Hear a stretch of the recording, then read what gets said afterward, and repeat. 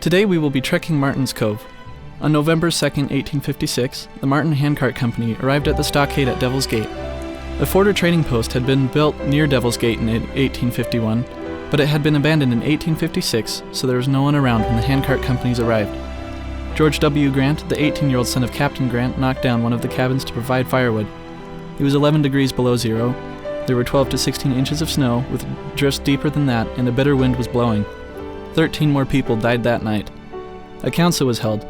Do we try and survive the winter here, or do we try to get to the valley? More storm was coming. 2/3 of the handcart people could walk no further. The only way to save them was to empty the wagons of the Hunt and Hodgett wagon trains and use them along with those from the valley to carry the survivors. However, the Hunt and Hodgett trains were hauling freight to Salt Lake City and were following the Martin Company. They were also hauling nearly 400 immigrants, but they knew that they had to get the people to shelter from the storm. On November 4th, the Martin Company was taken about 3 miles to the Cove, which is a small valley between a large sand dune and the Rock Mountain, for protection from the winds and the availability of firewood. As they came to the Sweetwater River, many remembered the terrible experience crossing the North Platte River, fell to the ground and sobbed, saying, "We cannot do that." In that moment, at least 4 young men stepped into the river. No one told them they had to do it. They simply felt it in their hearts. They looked into the eyes of their brothers and sisters and saw a need to help rescue them, to carry them. Many of those they saved told them to get out of the water, that if they stayed in it, they would die. But they stayed in the river anyway. They stayed in it a good part of the day and carried most of the Martin Company people across, safely to the other side. Having learned of this experience, the prophet Brigham Young said that because of what these rescuers did in those few hours, that they had already earned all of the blessings the Father had. President Hinckley said, "It is up to us to see that those who here perished will not have died in vain. Our forefathers, the handcart pioneers, suffered back then so that we might learn from their experiences and learn our responsibilities for today."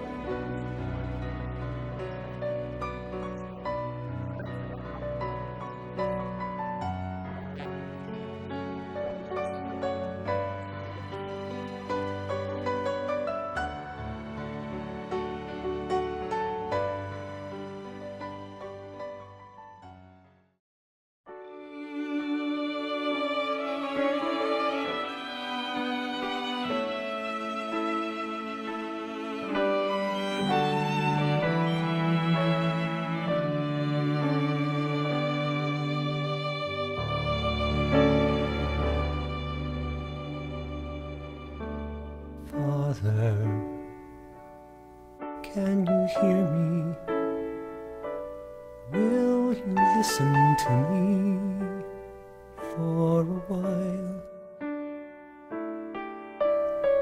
Please, can you make the day warm? The sun will dry the dewy grass, and all will be well. And Father, make my steps a little larger. I'll try not to fall behind. Also, bless my shoes to help them last another mile or so.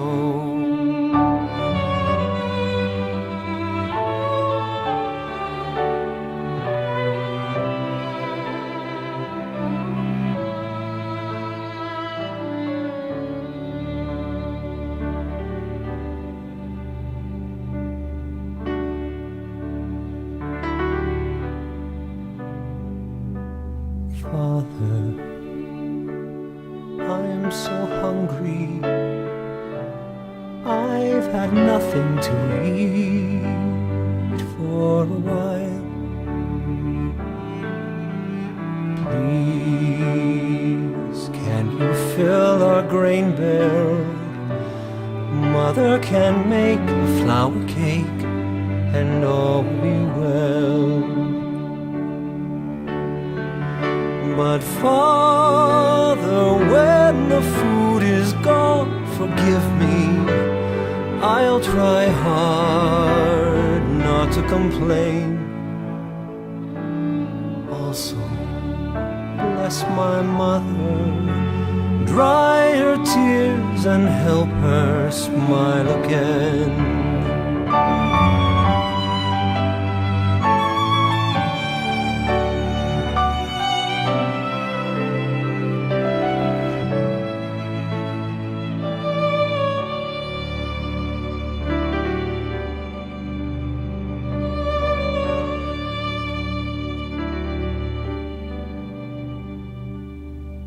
Father, I'm so weary. Can I stop and rest here for a while? Please keep the cold from blowing. Bring on the night so I can dream, and all will be well. But Father, if I sleep too long, forgive me. Wake me up, don't leave me behind. But if sleep still keeps me, Father, in your arms, please carry me